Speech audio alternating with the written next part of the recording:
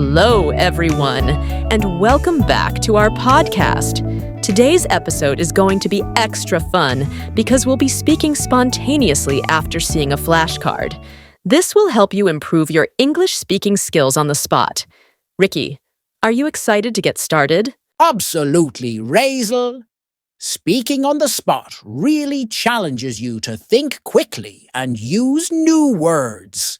So, let's take a look at today's image. Wow, look at these three ghosts. They're so cute, aren't they? What do you think is happening in this picture, Ricky? I love how they all look so happy. I think these little ghosts are in the middle of a spooky forest, but they aren't scared at all.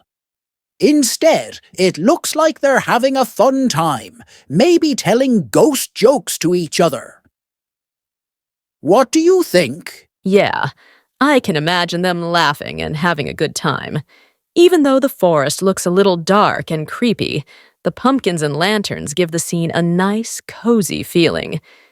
Viewers, do you think these ghosts are friendly, or do they like to spook others for fun? Good question.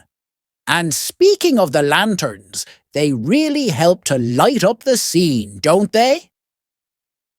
The soft glow from the lanterns makes the place feel less frightening.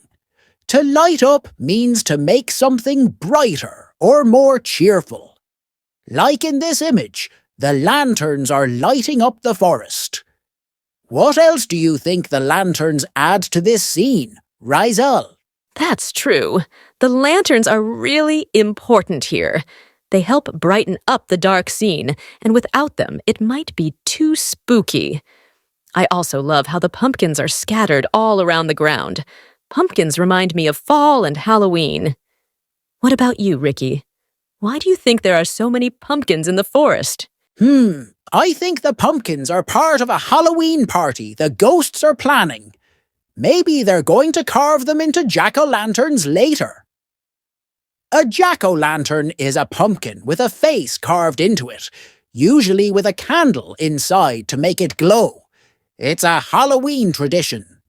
Viewers, have you ever carved a jack-o'-lantern before? Great question, Ricky.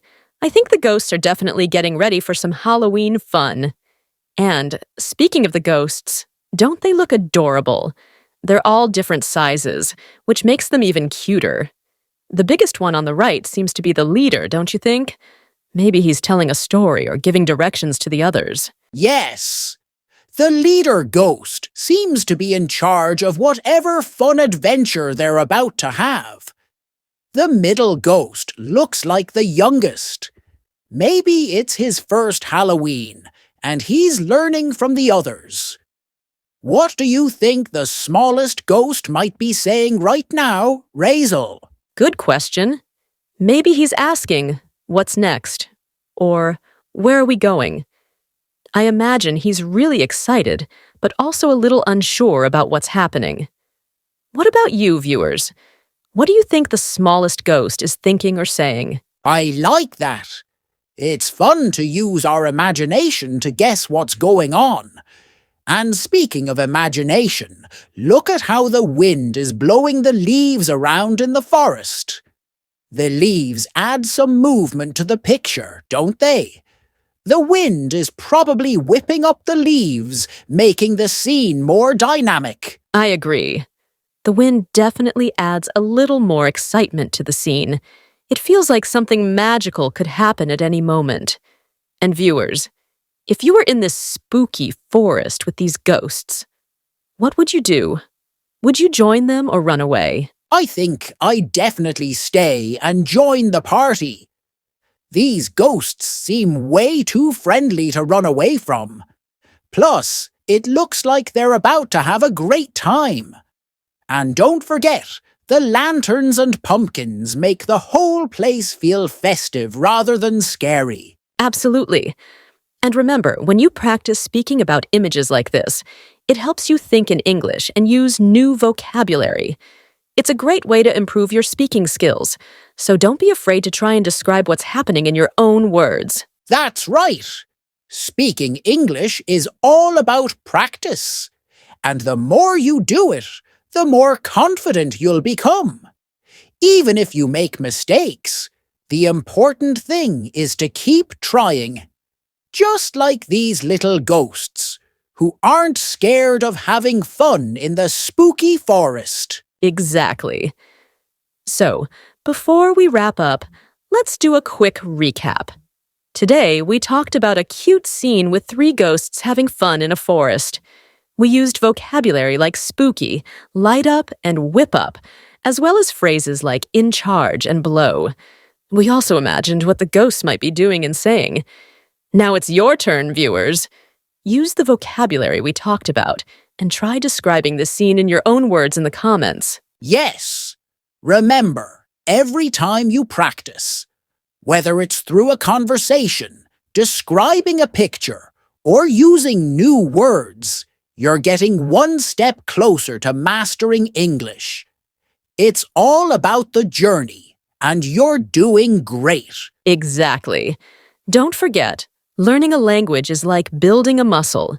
It takes time, consistency, and patience. But as long as you keep going, you'll see the progress.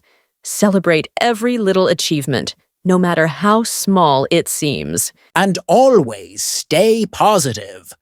Even when it feels tough, remember that each challenge you face makes you stronger and more prepared. You're capable of achieving anything you set your mind to. We believe in you. Keep practicing, keep smiling, and most importantly, keep having fun with it. English learning doesn't have to be stressful. Enjoy the process. If you ever feel stuck, come back and listen to this episode again. Or even better, leave us a comment. We love hearing from you and helping you along the way. Thanks for joining us today. Keep practicing, stay positive, and we'll see you next time with more fun and helpful tips. Bye for now, and remember, you've got this. Bye, everyone. Keep shining.